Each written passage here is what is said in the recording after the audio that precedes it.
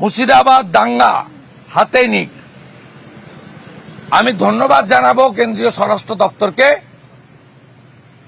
BSF এর সাথে সাথে 8 কোম্পানি ঝাড়খণ্ড থেকে এবং সল্টলেকে সিআরপিএফ এর ক্যাম্প থেকে ডেল্টা এবং কোবরা, সেই স্পেশালাইজড সিআরপিএফ ফোর্স তারা কালকে পৌঁছে দিয়েছেন, আজকে সকাল থেকে ডিপ্লয়েড হয়েছে।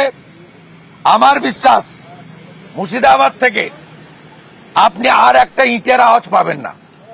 বাকিটা যে জব্দ করার দরকার, এনআইএ আসা দরকার।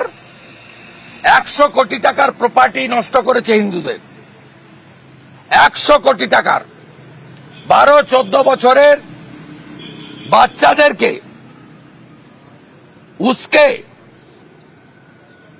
একাধিক হিন্দু লোকের দোকান বাড়ি, ভালো ভালো শপিং মল তৈরি করেছিল, ওষুধের দোকান, কাপড়ের দোকান, জুতোর দোকান, ঠিক বাংলাদেশ থেকে বাংলাদেশ স্টাইলে।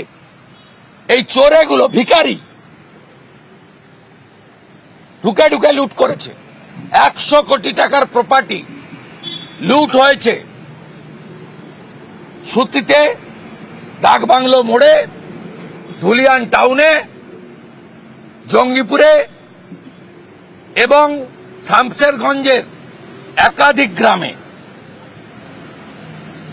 আমরা এটা ছাড়ব না, এটা খুব বড় ইস্যু।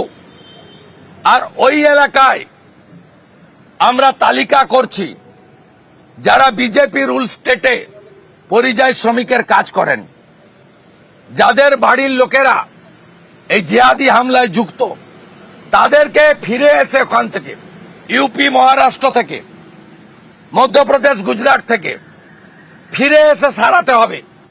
এর শুধু হিসাব নয়, সুদে আসলে হিসাব আমরা তুলব। এবং বিজেপি রুল 20টা স্টেটে এই এলাকার যারা মিছিলে গেছিলেন সেদিন, তাদের যারা আত্মীয়রা হাজারে হাজারে কাজ করেন, তাদেরকে ওখান থেকে ফিরে এখানে এসে আগে রিপেয়ার করতে হবে। আর 600 জনের ছবি তালিকা করেছি আমরা। ইনভেস্টিগেশন হোক, ক্ষতিগ্রস্ত লোকেরা তুলে দিবে তাদের হাতে। তৃণমূল বলছে গোটা ঘটনাটা ছোট, বড় করে দেখাচ্ছে মিডিয়া। তৃণমূলের তরফে বলা হচ্ছে ছোট ঘটনাকে মিডিয়া বড় করে দেখাচ্ছে, বলছে বিজেপি। রাজ্যের মধ্যবঙ্গ ইন্টারনেট বন্ধ কেন? পুরো মুর্শিদাবাদ, মালদার বড় অংশ, বীরভূমের বড় অংশ কেন 163 করে রেখেছেন? আমি তো 2টো মেল পাঠিয়েছি জঙ্গিপুরের এসপি কে, প্লিজ অ্যালাউ মি। আমার আত্মীয়রা থাকে, আমি অপোজিশন লিডার, আমি রিলিফ দিতে চাই। আপনি কেন কাউকে অ্যালাউ করছেন না? কোন এনজিও কে অ্যালাউ করছেন না, পাবলিককে অ্যালাউ করছেন না কেন? এগুলোর মাধ্যমে কি বুঝায়? শাটার লাগিয়ে ঢুকিয়ে গেছিল মমতার পুলিশ। দেখুন তো এই ছবিটা, এই ছবিটা দেখুন।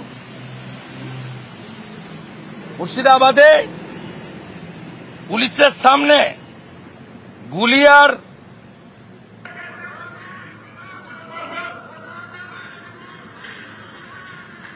দেখুন, 11 তারিখে গুলি, বোম, দেদার, সব লোকাল লোক। হিন্দু বাড়িগুলোর মেয়েরা কি বলেছে আপনাদেরকে? বলছে যাদের সঙ্গে উঠা বসা,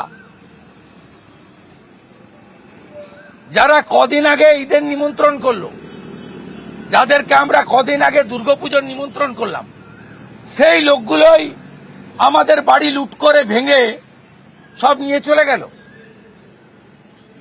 সেই লোকগুলোই জলে বিষ মিশিয়ে দিল। তারাই উন্মত্ত আচরণ করলো, আমাদের চিনতে পারলো না।